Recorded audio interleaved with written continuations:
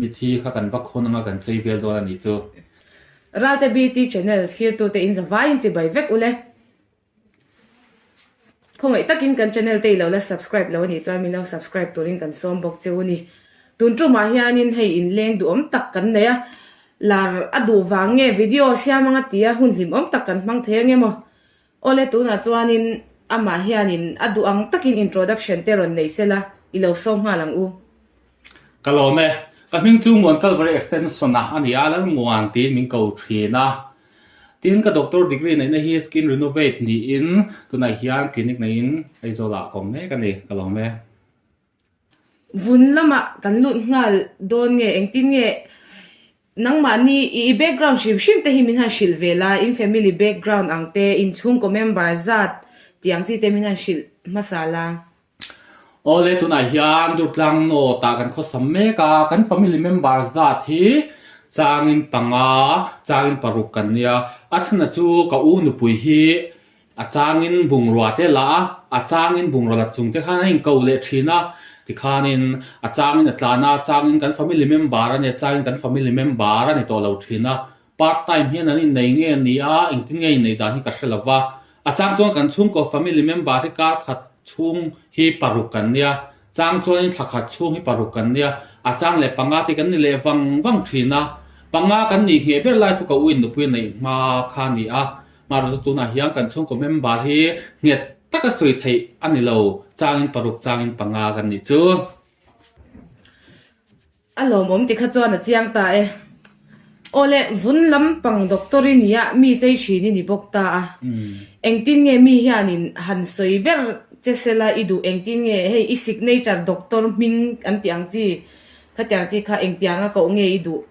ni mai te ka chei theia hairstyle te ka siam thei bok ta ni i chu wang chaw mi hian parlor a ti hian min ko mai thina awang ve tho bok ta ni ma ro chu ka professor line ta ka chu hemi skin renovate vun han siam that lam ang chi kha ni ta a i mo te po ka ba chei thei ta a ka tiang han na kin na po ka min soi ti tura ngai tho toila mi thi te po ka chei thei ta ni kha wang han min parlor a tia min han soi te po kha chu awang ve tho ka tia ma ro chu ka ni na tak zo hei ka professor na zok taka kha chu skin renovate kha ni skin renovate lan mo na doctor lan mo na skin renovate ti khan in min ria se ka du ni alom om khop mai ole a chiang ta e ti kha chuanin lel mo na ti chuanin ril ruwa lo lang tur le hei nge kan shat tur mo muan parlor a ni lawin skin renovate doctor lel mo na skin renovate ti in i mi in kan she to don che ani ei ka nu thak tuk sei ro tu na chuan vun ve na kho ve la hianin eng ti kuma tangin nge izwan lu a eng thin lung pu a skin lampang zir nge ini ti ve lampang kha han soila ei mo kwa ko kum khanin class 10 kan ni pe to lo ni chu ka class 10 ni pui ho zong kha je than ki ma college sa hon BA second year khan zir vek to ni chu ka thian te ho class 10 kan ni pui ho zong kha chuan ke chu class 10 ha kalan ni char ta voi khat chu kai ngai tu chiang ta ni ka kum rual pui ho hi BA second year ten ni to kai hi class 10 kalan ni hetia me tu hi kan ni lo chu wang chong ka thian te chuan lekha zir ro se ke chuan lekha zir hi ka cholanga na ka thokang ka in hlom ka thian te chu BA MA khatia engkim ZA te pon yang khatia ngan zirna zong a khanin suman sen tok lain ke chuanin ka in hlonga le khathiam lovin sum ka thok chuakang an nian sen line ke mang ka thok chuakang chuan lo zir chuak ta se nan mu kherangem po chiang lo an lo pon lo hu se private ta tlom ten pon lo hu thei khatiang khanin i sum kha an ni nan sen line ke chuanin i ka seng dong lo ni ka hlo chuak zo ka chung ko tang ka tangkai do ni ti ri ru pu khanin class 10 chu ka chol ta ni ti chuan in hlo kan tuma ka in hlo le pe lo chuan i thil hei MHCP nuaya ni puan thui te kan zira inge sarva siksa bian ti mi khatia scheme ven huai thil training thai class 10 pass khe ngai lo ang si zong ha kan training ka thiam thei lo wa ka pe lo wa ka tui lo wa ni chu ti chuan hun te local zela computer te kan zira ka zir le pe lo wa i soitong ha puan thui te ha private ta te kan zira ka pe le lo ta ni ti chuan sinot nuaya missionary ka zu training le ta a chu po chu ka tharau lam nun kha na pe thlot lo ta a chuan sinot nuaya tho chuanin mystery ha ka zir le ni oi ma se mystery kha tiang tharum nga yang chi kha ka pe le lo ta ni chu cement han put han zon tiang rang vel te kha ti chuang kamang me ma chu te eng ber nge ka tiang ei ka thil zir kha ka pe lo ze la ka tui lo ze la ka tui lo na ze khan ta ni ma ro chu nge tui ka nei ka se box se lo wa eng lam pang hi nge ka telen ti hi ka se lo ta ni hemi talang na hi mizo pa te thil soi dan chong soi chin lo ta no pang ten mi lo en ve ta ni ka telen te me tai la ka te nga khanin tuina kan lo ta ni mar chu vai kha chu ka thian pa le soya hianin ninja delhi khanin ninja class 8 pass tin tan azir thaisin zukzir viam mianga ti ta chung ka ngai to chiang ta ninja te chu mizoram a hinan lo om lo ta ni chu wang chuanin ninja kha zukzir chuak taila mizoram a ninja mang khan ninja kha mizoram a introduction nei taila khating zong zong kha ka ngai to ta ti chuan ninja chu delhi a chon zir turin ka chu ve ta ni i ning to yam lo ve soi zel ro chuan ninja zir tu chong ka zuk chuk ta chong ka han zira hei hi han ti te ten balu sa te kan zin hawi ka re rui ha the to pa he tiang chu ka zir chho le dong lo ka te ma se zir chho lo tu ri zir chho lo we han ho le taila a mai ka thil zir zong zong ha ka pam tu zel boxia ma ra chu vai kha chu ka han len na khanin skill learning institution ti kha lo um ta ni chu ka va bel ve roi ta ka va zo chen ta hian ting e zir dan chu ti kha ti yang tia zir man chu oma ma se zir thei chin ti ha om lo wan te oi ka kal tu takani chulal pan mal som cheu ro se ka tia an man in hindu lom kan ni te o hindu lal pa chon mal som cheu ro se ka ti ta ni ti chuan kan wazir ve ta a ti khani chu ti chuan e kan wazir ve ta ti mai la ti khanin ka vakal ve ta ni chu ber mai na oi ti khanin ei kan camera men lo edit dan tok them mai ro ka soi boy ta noi ni chu ti chuan admission chu ka va ti ve ta roi mai ni min lo du saka ti khan skin lam chu ka wazir ta ni oi ka lo tui phia ta ka tui na lam pang kha ka lo shalo topani chu delhi khan in ka thian pa thoi khan lo chuk lo tai la i lo chuk pai lo tai lang cho ti hianin ka thang vel ka he ka thang nang vel mai don ni chu nge thang nang vel mai po chu mi zo tong anem ka tha chuang lo taim kom vel mai don ni chu ti chuanin kan zuk zira ka tui ta phia na ka thiam thei boka ting ka tui zia chu khami ka wazir pia lama khanin manin lama khan kha kan zir mang khan idea te ka nei chho thin kan zir lai ta ka kha chu ka vong lo ma se kha kan zir lai tanga heti hi na ti ve theng a chu tiang zong ve theng a ti zong zong te kha hei ke ma lo piang ni chu kung fu zir te puan thui zir te mystery te missionary zir te kha chuanin kan zir lai tang khan ke ma idea ron lu lo kan zir lai kha ka zir top ka tui lo top ma se beauty lam kha vun lam pang kha chu ka tui top pani chu ê nín tụi em anh em nung mấy một trò mèo box xe cái lại ôi cái sổ sổ đón xem gì à em tí cái trăm khan nghe mi tờ review khi lâu chín sáu thật tết tí đó anh lo om giật giật lẽ mấy anh nhỉ lệ em tin nghe doctorate degree in ấy đàn kha mình xin lệ thấy em đó là thì chọn là vậy xin lệ thấy ông tất cái doctor A degree tia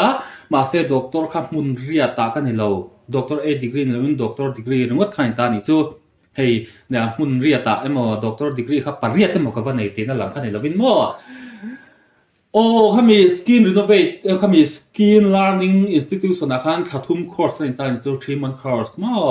so an kha 3-month course akan absent mi lo class kan ba culture char khanin i kha khathum kan kal champha akan engineer lo tran tai la class kha khathum na engineer ta khanin thesis kha kan jek thei ni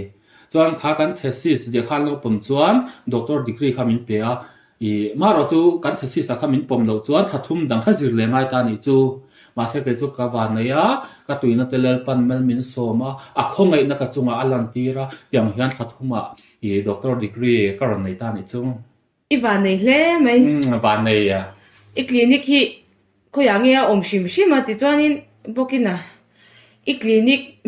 clinic minga khanin skin renovate te kha i ti de do asia khang te kha engtin nge alo chwa chan te i khang te kha han soi le la ne ka clinic a hi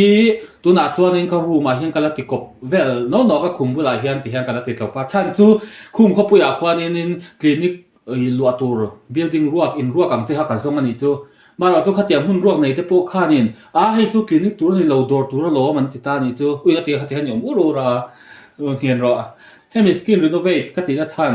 doctor lan mo na skin renovate clinic kan ti deuh thena thana chu nia I thesis ka zia don po khanin enge ka thesis thupu ya ka manang o ka tia thupui tu ma ka hre lo nu tu ka ni a to pa chuanin skin renovate ti kha ron lang ta a khami mang khan I thesis ka ziak ta a chu ka hlo tlim pui bok ta a chuan tu na hianin clinic kan ti don hianin clinic kan siam don a hianin thupui tu dam hemi ka clinic I ming tu rapo kha adang kha kan ngai to le chiam pon ka hre thei lo wa chu wang cho skin renovate kha kan ti le top ta ni chu inin mel shreu shrual sia nie ana thawa lom tero ani le thil dang han zot le je la skin renovate hi kan ti ve chen ta a huam chu wa hianin eng nge lenga hei eng chen nge in khoi te ang chi te khai soi them soi thei om tak chu ne kan zir lai te ni box sia hemi skin renovating kan ti chu mi te po ka chei thei tho ta ni entil nan in nei te po ka chei thei ta ni chu monu te ka chei theia tin mit thi te po ka chei thei ni chu entil nan kha mit thi kha mi pa lo ni ta se mi pa te chu hain makeup ve te vul chu ka kha rem lo ma se mit thi te chun lo dang ton lo nal to lo ta ni kha tia nga kha nin kha mit thi mi pa te po kha phai chia anga chei si lo ma se an bun glo to ka chei dan te ka kan thiam ta ni tin mai chia mi thi te po kha ni ram hnuai bo to kan hmu to sam thur bem bum vundang lep lup kha tianga kan wa hmu chhuat te kha kuang he hon ve ngai thin bok sia tin hon shom lo ni ta se khang an sam han pan man an te an mai han ti glo kha tiang zong zong te kan chei theia tin hei postmortem helai hong an zai to an thui chuk mai ma ro chu mai che lo nia helai han khu moi si lo te po khalai thuina han ti bo foundation hanga han ti bo ang chi te po kha kan ti thei vek ta ni chu mi beauty parlor te chuanin ti la kai ni po beauty parlor thau kan ta kan ni che lo na chungin khatiang kha mi chuan in nei chu an chei thei ta kai ni chuan mi thi te po kan chei thei vek ani chu ti chuan heng vun ham kan ti ang chi te po hi mo permanent tila hey beauty parlor dang in mo hair permanent an ti ta mar chu mi hair permanent chu a hnuwa ti thale zela ngai hi khatiang khan mi ti thale zela ngai kha she thiam ma se ke ni mi kan ti ngau chu permanent mi ngau kan ti ngau chu emu chwa ka soi tu ti bo vek khatiang mi kan ti ngau chu mi hair permanent anga wati that ve kha ngai lo achan chu avun kha lo hanga alo charcoal skin top ani pon ngau a du ni chuanin sabun color ang chi kha ta tu ing kha kan cha mai ta ni chuan kha ta tu ing khan a chi patanga a khe zum pui thleng kha in si cha tin ta tu tin kan rin phei mai ni ti khan chu a mai a te he ta a nu te ti hana ba na khan in si cha khanin ta tu khanin kan ziak top ta ni ti hian kan ziak wak ta ni hatiang han kan ti ta a ka chu wang chon mi permanent ai jong kai ni permanent hen a kum khwa de uzok ta ni chu ti chuan antina in nei na te po amo nu dum amo nu ngo me mo pa ham me ma te po kharin beautician dang te chuan ni kha in ang tura in chei khan thiam lo ta ni chu ma ro chu kai ni chuan amo nu kha avar zo kha kan ti dum mai achan chu a hang kha han ti ngo do ni la helai ma tin chau ngo helai big vel hang kha amoi si lo wa chu wang zo ango tu chon ami pa dum han ngo tu chon he ta pong zong helai nen zong ku helai zong ti ngo ngai wang ha ango zo kha kan ti dum mai ni chu cho ti han an hun haloi nam ta wedding photographer ta tam po har sat na om lo ta ni chu in ro khai zo khang kan ti ta ni chu chu wang zo a ti ngo ai chon ti dum lam pang kha a ret po lo tlom zok ta professor lai na ro po mo kha ti ha kan khoi vek ta tin ta tu te po hi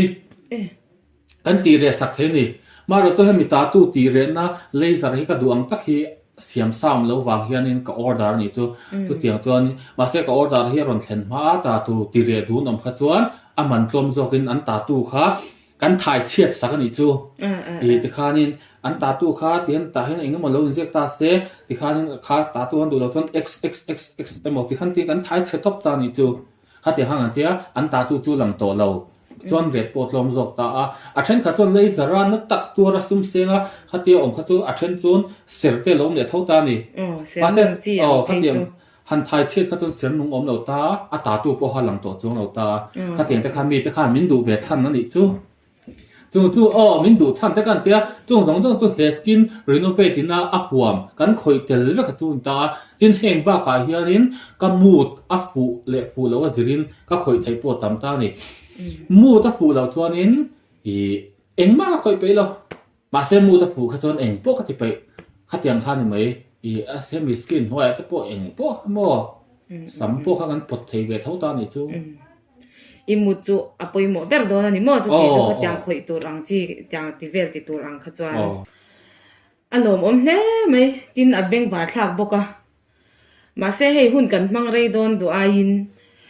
enge la soi du twa lut tuk ang chi emo thalai ei zong mek te ta na cha du te inei chuan in khang tang khanin hei kan hun mol bok nan han soi le la nya na chinda ka soi tong khanin ka tuina ni lawa i zong ka tunga ma ro chu ka tuina ni lo via wang khanin ka sei zia zong zong te po khana mi lo ta ni chu wang chuanin I a hlo tam alu khong a tha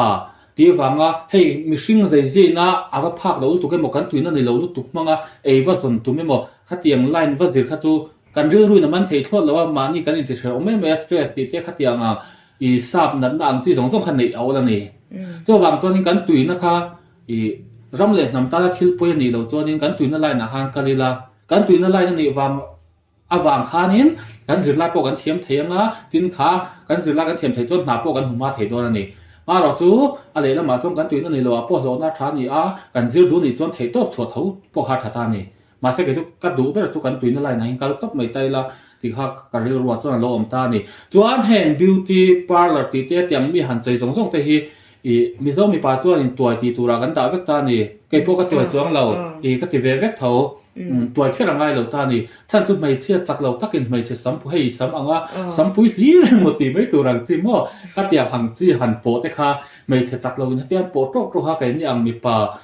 chak thai na tiang han po han ai ne hlei em ani ka te no han nam dam te po beauty lam ti tuai khel lo lu zet ko la ta tu nei rang rei roi te po han om ve thau ta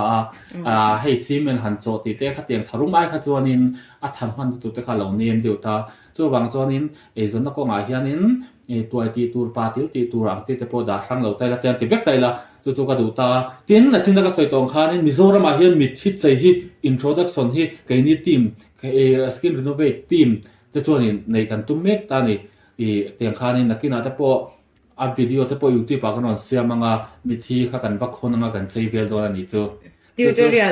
tutorial angin mi thi kha ti han kan va khom nga ui in phum ha tian in jing choi hei ruang lu men ta chu choi san lai te po long ve thau ta hi patni khatin ruang an lo om pui mai khatin te po tian ruang ha tian kan poma tian kan thuti ve ta pa te kan chei anga pakhatina khabe te lo dom ka anga pakhatin lo chei ve mon me don ni chu khatiang chi zong ruang chei ha poi mo ka te chan chu sei le sei nu thum khat khwal kho tang chen rong kal ta ha ruang kha an ve na vian va tra du thini kha tiang ruang lo dang bel bu la khai ka thia ve ma kha tiang che lo ni ruwa sui ka ti te mai ne ka tang te mai ne ni khel khel chu mi so ra ba tin lom lo wa ruang che hi mo mi so ra ba tin lom lo ta chu ti ve ka du ani chu ti khan ruang khan va hong nga lo no su ta ma ui yang lo dan em avun ro da ni van ram kai tu ne kan ti mayang etina lo dang bul lo duk tuk to ta se shem amit mu te kha lo lang rei roi to ta se kha tiang to ui khu tiang shem hun ta to ni khon ti mai don ta ni chu wang chuanin kai ni kha chuanin mo chei mai ni lovin ruang chei pu ha kan ron ti chho do na